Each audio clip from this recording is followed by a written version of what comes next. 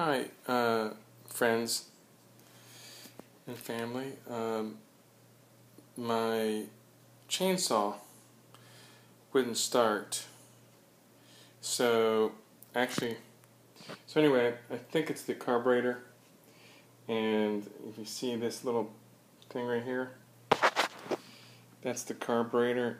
And I actually removed it. It's on these two screws.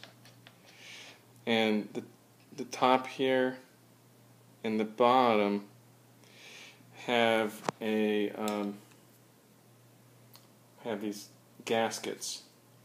So I ordered these gaskets online, and here's another one.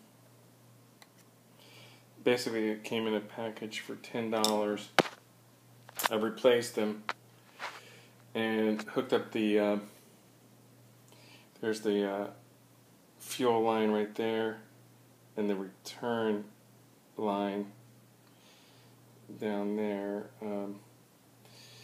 and had the hook back in the choke right there, which was hard to do.